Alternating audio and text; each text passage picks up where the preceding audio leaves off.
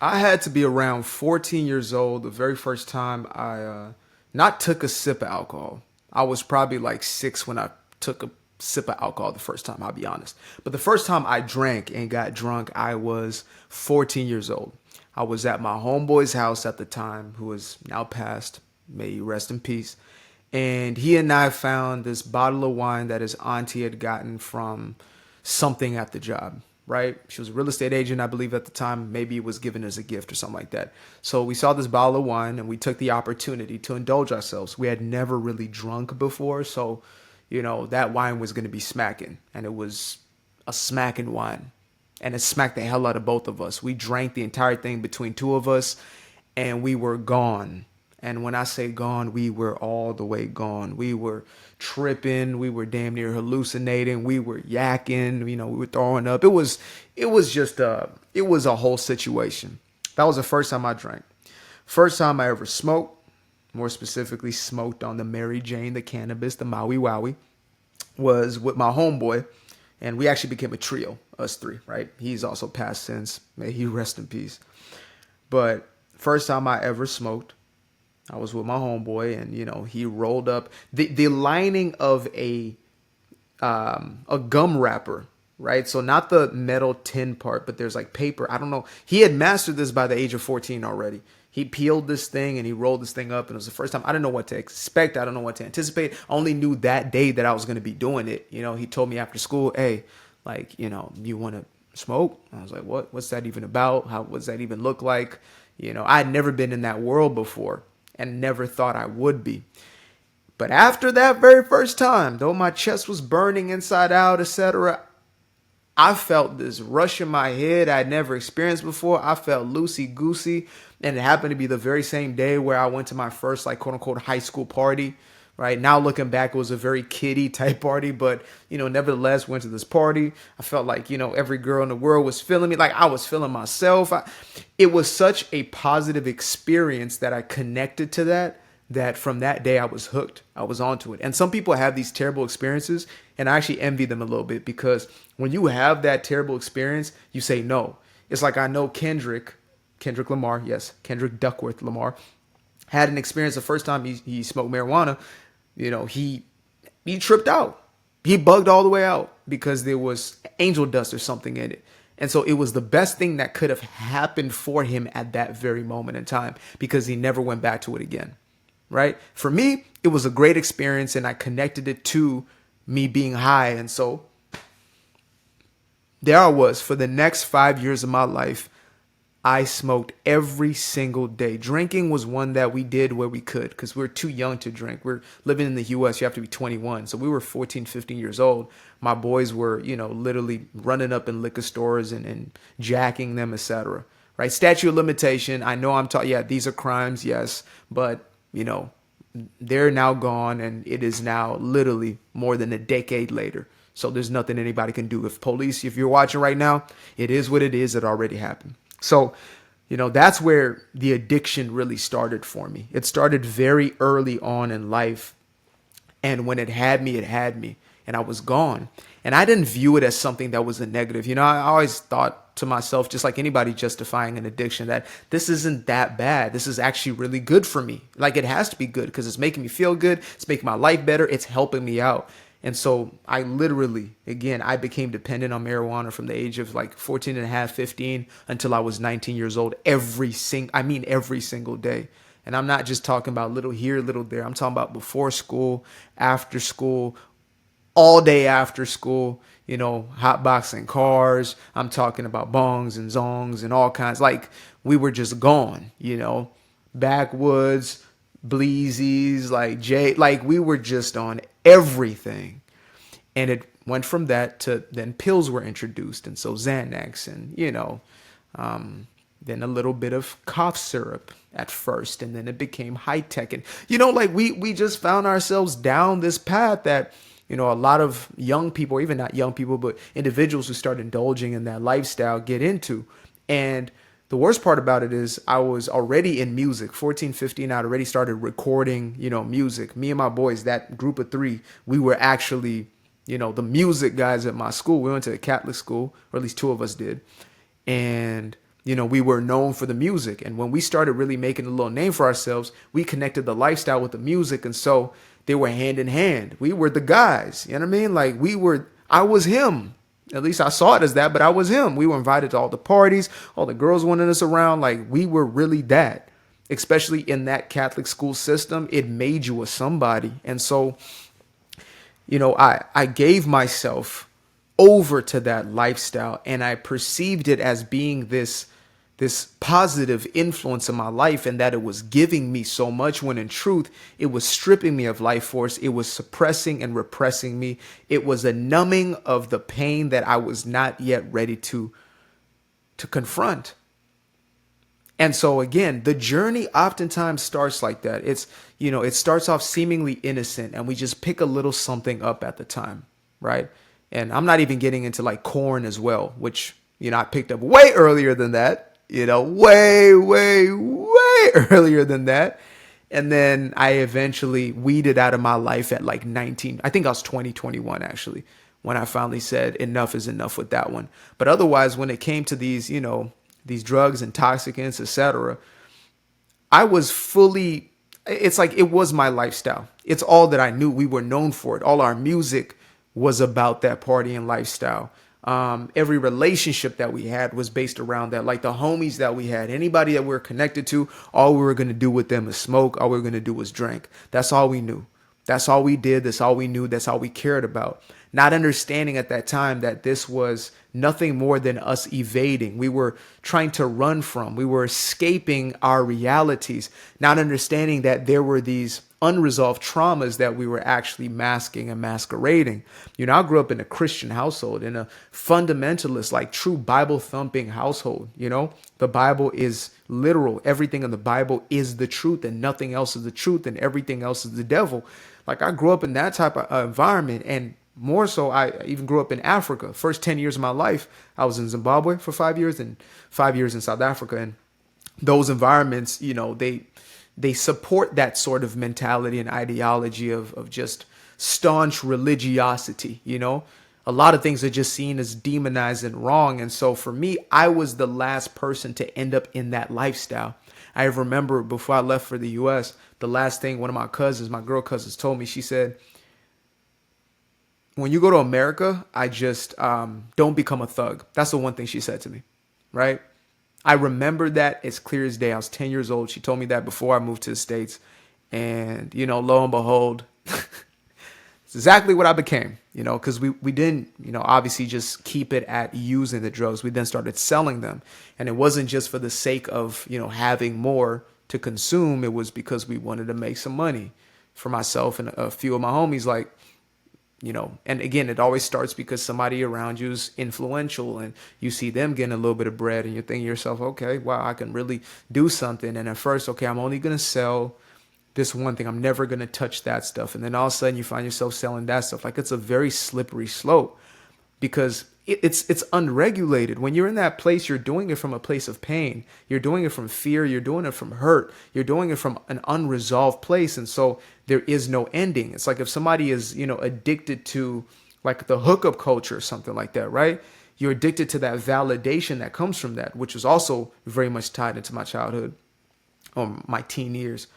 When you are addicted to that validation, you become an addict of it, and it becomes more and more extreme. You need more and more of a greater hit in order just to give you that satisfaction. And especially when you're just lying to yourself, you're deceiving yourself. Like, what is this about? This is something that's why I can empathize, and I recognize this in a lot of people who are looking to get off of any sort of substance is, you can create a narrative in your head that is really not as bad as it is, or it's not what it really is, especially, when it comes to the Maui Wowie. It's just like, it's just a little bit of, there ain't nothing wrong with a little bump of grass. Like there's nothing here. It's not a problem. And I say, okay, yeah, you're grown. You have the right to do whatever you want. You can do whatever you want, but just be honest with yourself to say, this is for the purpose of masking something. The purpose of it is to literally re-engineer or chemically shift your state of consciousness. That's what it's about. Alcohol, it's an accepted drug in the entire world. We don't see it as problematic, even though it's one of the most problematic. Ask somebody who was raised in a household with a father or mother who drank. Ask somebody with family members who drank, and that was, their substance of choice. Ask them about the life experience that they had being the child in that household, and see if it is unproblematic. Again, this isn't me guilting anybody or trying to shame somebody into a shift. It's just me telling the damn truth. That's what it is. And these companies that continue to perpetuate, their entire purpose is to push this as something that is okay and acceptable. We can take it to sugar if we wanted to. The entire purpose of these companies is to perpetuate a message of this is fun and it's exciting and it's what cool people do. Like for us, we viewed it as just what the cool kids did. We were seen as the badasses in school. We were seen as like, before him was a thing or her was a thing, like I was really him. And it felt incredible to be that, because especially coming from my own background of being this African kid and, kind of displaced and trying to find my way and trying to find a sense of identity, to just immediately have something that would give me a social acceptance, a social approval in that environment, or at least make me stand out and have people have some sort of quote unquote admiration for me because of the things that I was doing, the way I was living, though it was destructive. That was as addictive as the drug itself, because that's what I was really looking for. I was seeking acceptance. I was seeking, to be understood. I was really looking for love in all the wrong places. And so again, that 5 years of my life, I have a video on why I stopped partying and clubbing. And, it's one of the most, so far it's been one of the biggest videos I put out on YouTube so far. And, there's a multitude of beautiful comments and people's stories. And then I saw a comment a while back and the person was saying, oh, like 5 years. Oh, okay. Yeah, whatever. Like it's nothing, And for me, back then, I was like, that's kind of a strange thing to say. It's like, even if you're an addict for a year, you were still an addict for that year, And for me, those 5 years, I'm so thankful for, because it set up the rest of my life. Whereas the same individuals who I started this with, after those 5 years, I made a decision, which was one of the hardest decisions in my life, which was to distance myself. I try to save those people until I realize you can save nobody but yourself. If people are heading down a path of self-destruction, that's what they're going to do. And you can't do anything about it. You can't. And it's not your job to. You can only make a decision for yourself. But nevertheless, when I finally made that decision to step away from that lifestyle and eventually, separate myself from the dudes who were my brothers, they were, they're all I knew at that point. That's all I knew, was being with them every single day and doing what we did every day. But looking back in hindsight now, at 28 years old, 3 of the 5 main individuals in my life are no longer here. So something in me at 19 years old was able to see that this trajectory that we're going down is one that's going to literally end in the end of a life or a few lives. It's going to be to our absolute detriment, And you could look at some of them and be like, okay, maybe they were addicts for one of them for 7, 8 years, but that's all it took. It just took 8 years. For the other one, 12 or 13 years. For the other one, close to 15 years. But that's what it took.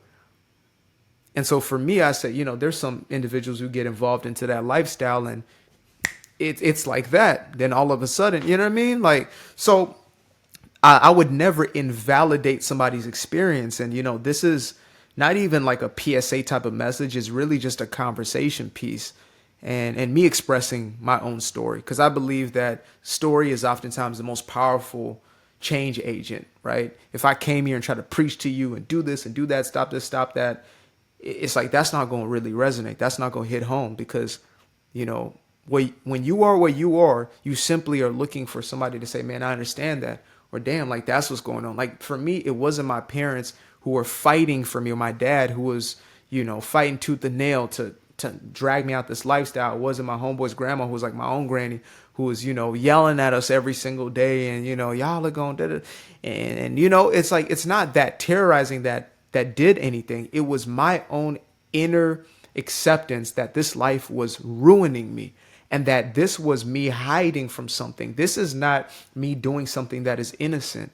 This isn't me doing something that has no consequences.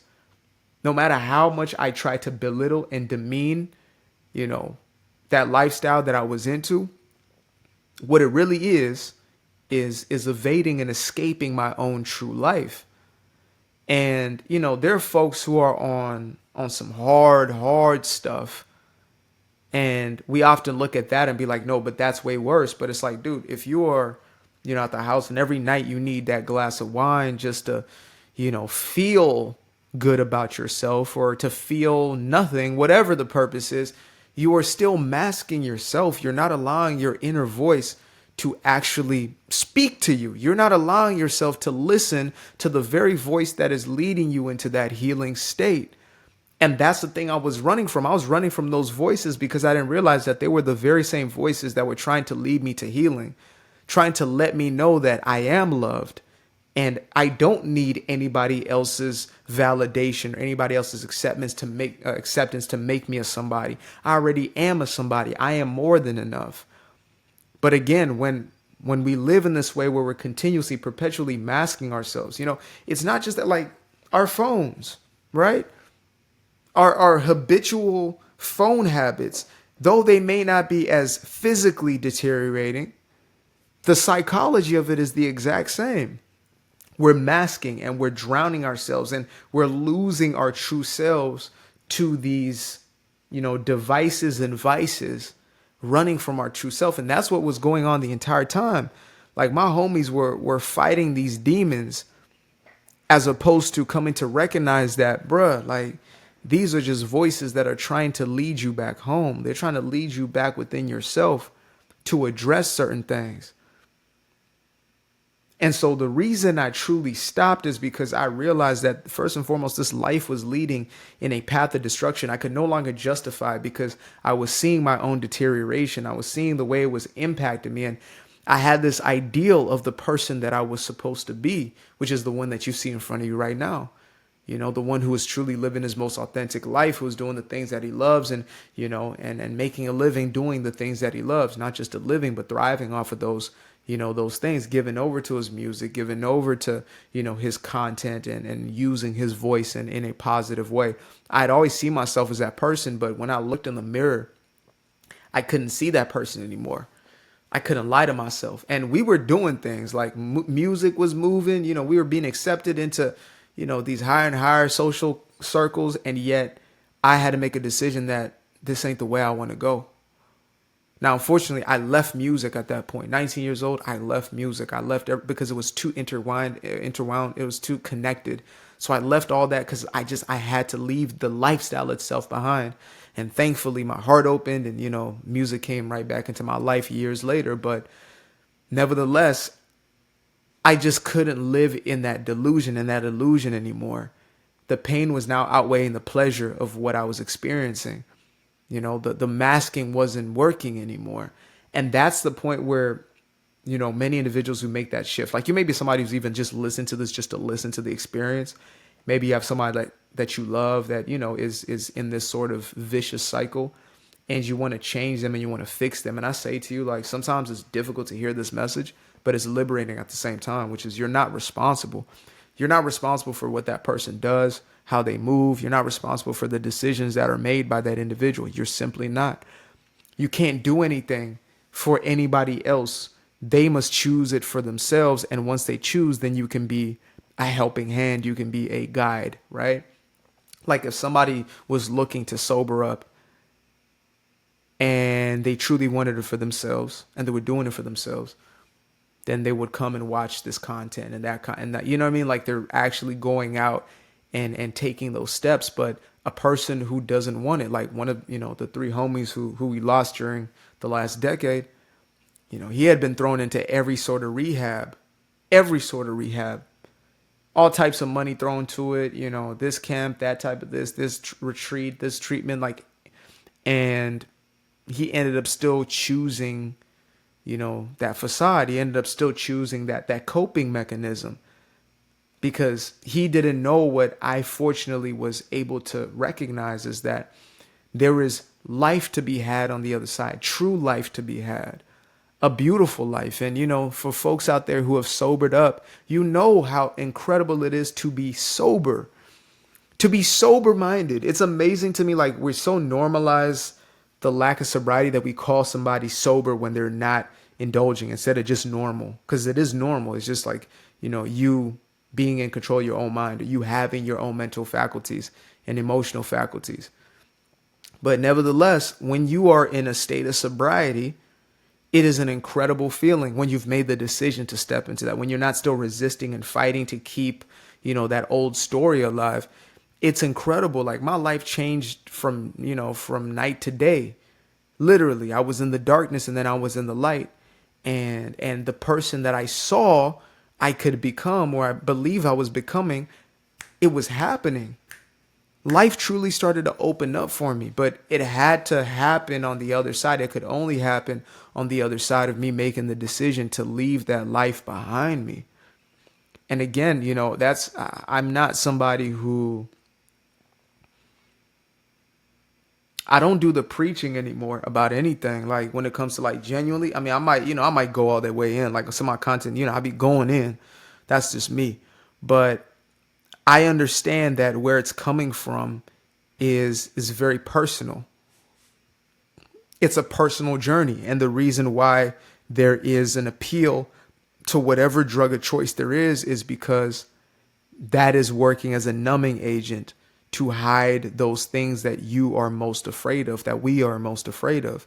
Sometimes it could be relationships that we're addicted to, It could be, again, the phone that you scroll through all day, or the content that you scroll through. It could be, judgment, bitterness, and resentment. Those are addictions too. Don't get that twisted, y'all. This don't just stop. It's chemistry. It's all chemical. So you may be watching this like, "Whoa, thank God I don't have an addiction." You might be addicted to judgment, like I was. Ready to judge anybody. You might be addicted to bitterness. You might be addicted to that fear, that cortisol, that adrenaline. You might be addicted to that. And you have to truly ask yourself, like, why is it that I'm allowing this thing to continue to have power over my life? Because that's what it is. It really is that. I know different people have different, like, this isn't a video on how to or fixing something. It's not, I'm not certified and qualified to have that conversation, I guess, legally. But my belief and my own experience has been that,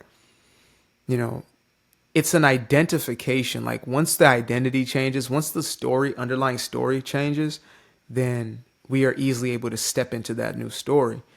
There's a belief that, once you are an addict, you're always an addict and you're just fighting it. I actually don't believe in that. Maybe some people say I'm privileged because I don't have that as my experience. That's why I say it's my experience. I get to have that. You can have your own, and you can keep your own beliefs, and I'm not going to budge on those. That's you. But I saw what shifted for me was when I changed my actual identity to say I am this type of person as opposed to that type of person. Fortunately, I didn't have to go through the rehab system, etc. But it's because it was a decision made in me. It was just too painful. Like, I couldn't face that pain. I was willing to go to anything else, and I knew that the only other way out was out. And so I really hope that for you. I desire that, and I want that for you. I want you to find your power and know your power from within. I want you to know that you are loved eternally and that you don't need anything outside of yourself. Not an opinion, not a damn hug, nothing. Nothing out there is going to fix what's in here. Nothing out there is going to resolve what is in here that is calling you and calling you and calling you. It is only you that can pick up that call. It's only you that can, truly make that shift for yourself. And it seems terrifying because we've just been used to the opposite. We've been used to numbing in a multitude of ways. Before any intoxicant was brought into the mix, before there was any chemical dependency, there was some level of suppression and numbing that we learned to do throughout our life. And when it was no longer working, we just look for, something that could numb even more so, something that could hide us from ourselves even more so. But there comes a point when you just can't do it anymore, when it's more powerful. That calling from within yourself, just like any other calling from your spirit, it becomes more powerful than anything else. And when that voice is speaking, I promise you, it is leading you to life. It is leading you to a sense of freedom. It might seem terrifying at first, but it is leading you to freedom. When you make that shift, that conscious shift for yourself, and you devote yourself to that shift, you experience what I have had the opportunity and the privilege of experiencing, which is a life of freedom. And it's funny because I'm on the other side now, obviously.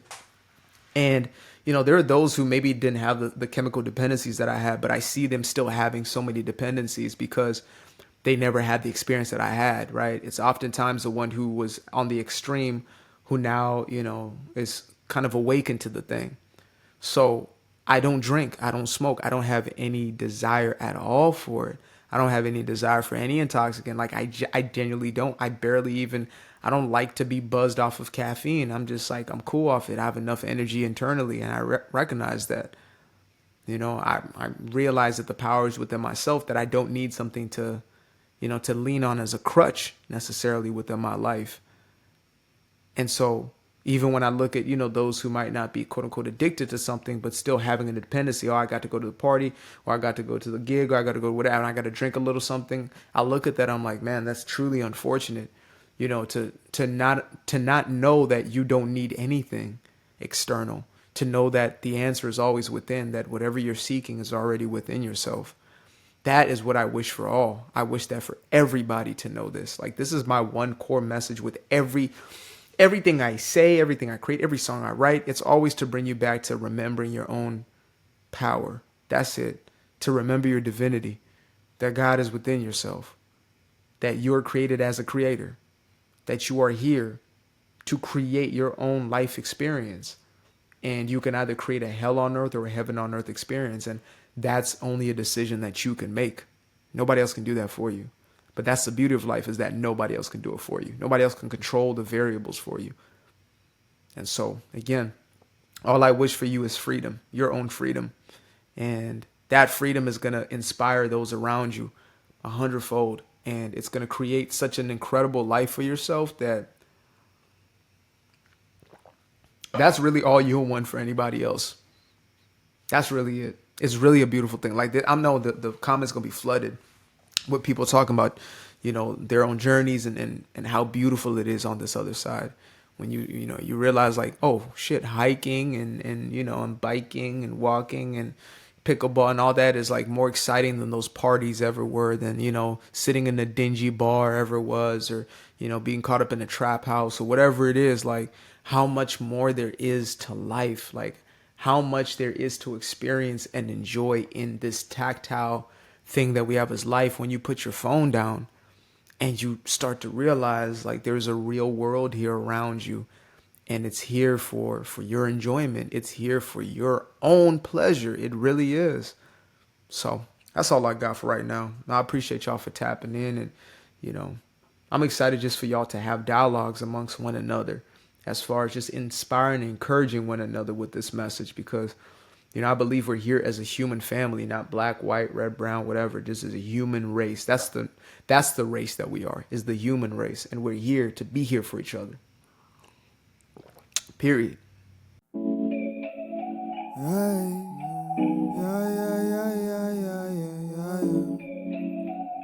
in love with the moonlight. I fell in love with the sunshine. Fell in love with the light. Fell in love with the night. I fell in love with the full moon. Fell in love with the night. I used to be afraid of the dark, a place unknown like a heart in their heart. I used to see my life in the bar. Now the kids unchained, every shackle is lost. 2 steps in the moonlight, 2-step in the daytime. You just know when it feel right. You got a feeling the time's not. See you through those shades that I just threw on. Through my lenses, you just can't do no wrong. I fell in love with myself again. I fell in love with myself. I fell in love with the sunshine. I fell in love with the light. I fell in love with the full moon. I fell in love with the night. I can see